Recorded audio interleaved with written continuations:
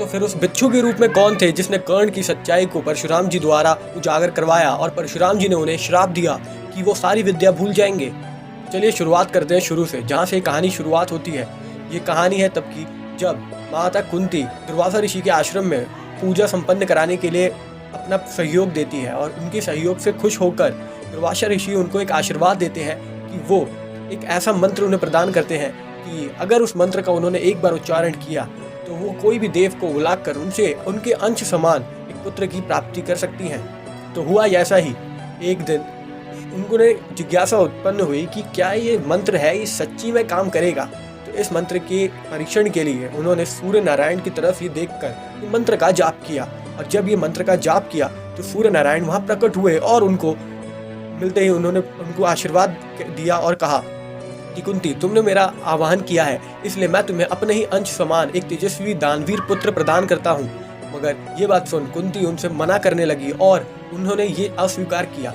लेकिन सूर्यदेव अपना वरदान को कभी खाली नहीं जाने देते, इसलिए उन्होंने उनको पुत्र की आशीर्वाद दिया और वहाँ से चले गए। कुछ वर्ष बाद जब वो पुत्र हुआ तो लज्जावश माता कुंती ने उन्हें गंगा नदी के किनारे सायकाल में बहा दिया।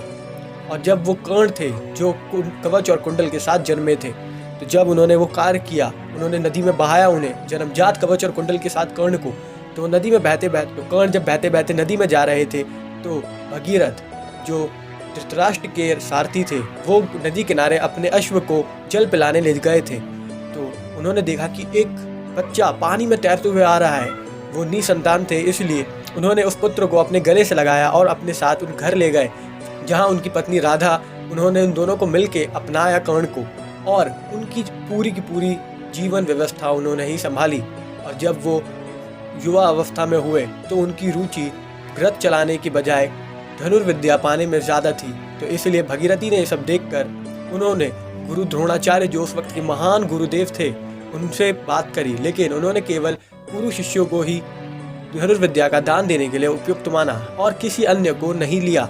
इसलिए कर्ण वहाँ से निराश होकर गए भगवान परशुराम के पास, लेकिन भगवान परशुराम ने कहा कि केवल वह ब्राह्मणों को ही सीख देते हैं और किसी को नहीं। कर्ण ने उनसे असत्य कहा कि वह भी ब्राह्मण है और ऐसा कह के उन्होंने धनुर्विद्या का ज्ञान प्राप्त किया।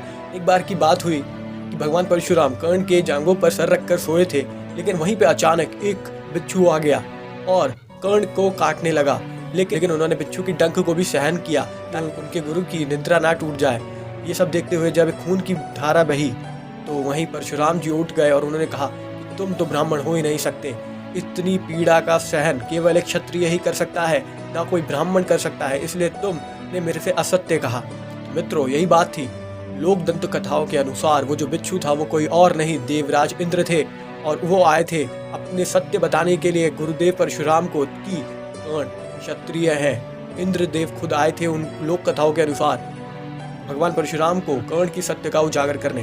और तभी ये बात सुनकर परशुराम जी ने उन्हें श्राप दिया कि जब तुम्हें सबसे ज़्यादा सहायता चाहिए होगी मेरी विद्या की, तभी वक्त तुम भूल जाओगे उस विद्या को। और यह उनको श्राप मिला।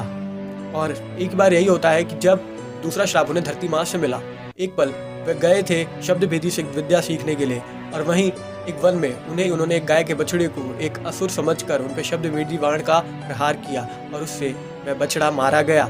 और तभी उस बछड़े का मालिक वहाँ ब्राह्मण आए और उन्होंने उसे श्राप दिया कि जैसे तुमने इस असहाय बछड़े पर अपनी विद्या अपनी पूरे का पूरा हमला किया और इनकी मृत्यु करी, वैसे ही तुम भी इसी प्रकार एक ऐसी दुविधा में फंसोगे जब तुम्हारा शत्रु तुम्हारे सामने होगा, मगर तुम उस वक्त उसकी बजाय किसी अन्य कार्य में लीन होगे और तुम्हारा वध होगा। और ये था उनका श्राप दूसरा, जो अत्यंत सच हुआ।